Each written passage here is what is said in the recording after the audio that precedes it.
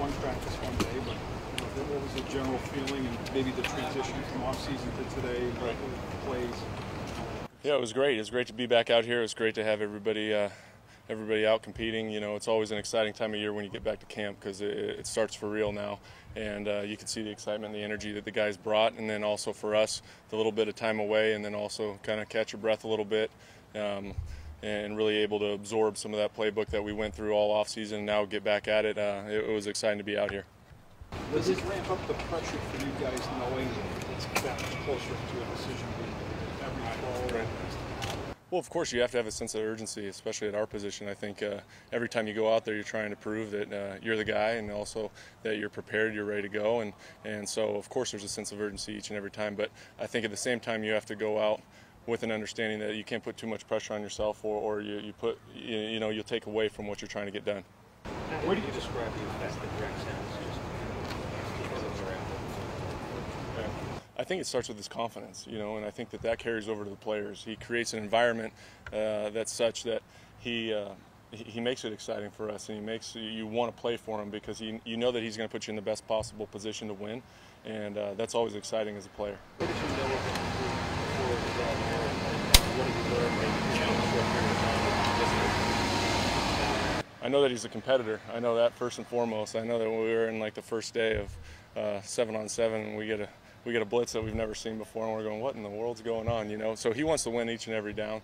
I also have had a tremendous amount of respect for him throughout my career, just everywhere that he's been. He always creates a challenge for you offensively when you're playing against his defense. And then now that I'm playing for him and he's actually our head coach, I can understand why players respond to his coaching and really respect what he does.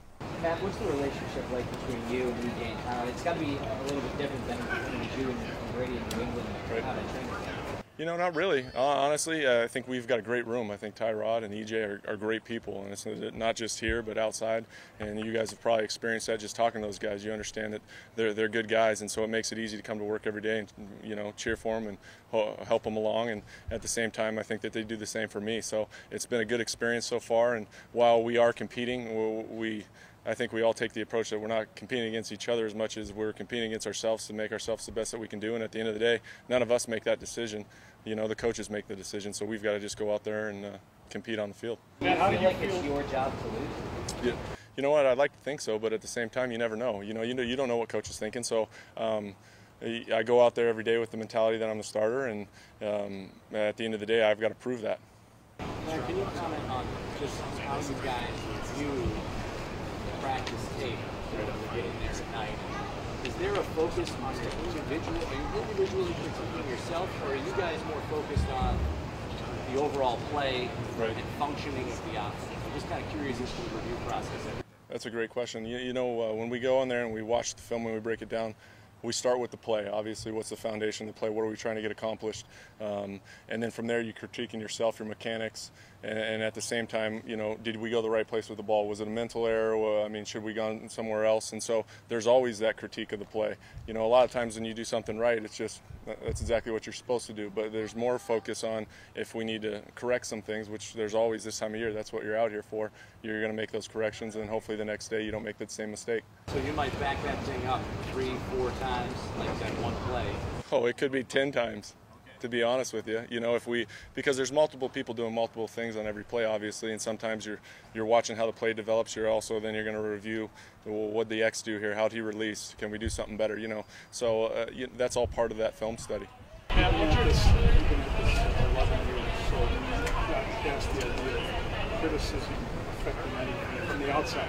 Yes, sir. So hearing that through the offseason, wasn't it scintillating? You don't have a guy, having this guy. Does any of that register? How do you feel about just the idea that it's still an undetermined thing? It doesn't really bother me. At the same time, I think that if you use it as motivation to go out there and try to prove that you are the guy, and it starts now, I think that that's a good way to go about it. I think if you buy into what everybody's saying. Everybody has an opinion, and I've been around long enough to understand that, there's going to be good opinions, bad opinions. From one week to the next, those opinions might change. So it's our job to go out there as quarterbacks and focus on the task at hand and not buy in too much to what's all the noise that's going on the outside as it surrounds this team, and go out and, like I said, play football. Man, you know what it takes to prepare yourself for a season, obviously. Given the three-way competition, Rex talked about how he's trying to maximize two-spot reps to get everyone ready. I know it's not ideal, but are you getting the reps? Do you feel as if you're going to get the reps you need relative to being ready if you are the starter to go week one? You know, I believe that I'll be ready to go week one. I think any of these guys will be ready to go. I think the reps are what they are, and you can't ever use that as an excuse that, you know, that's why I didn't hit that pass or that's why I wasn't prepared. You've got to prepare off the field, on the field, in the film room, and that's part of our job as being professionals. And especially this position, you have to take it upon yourself sometimes if you don't get a certain rep that the first time you run that, you don't just blow it completely and you have a big mental error. You know, that's part of being a professional, and so I take great pride in preparing, and I know all those guys do in there, and so that's part of the job. So come season, I'm sure whoever's under center, and hopefully it'll be me, you know, we'll be ready to go.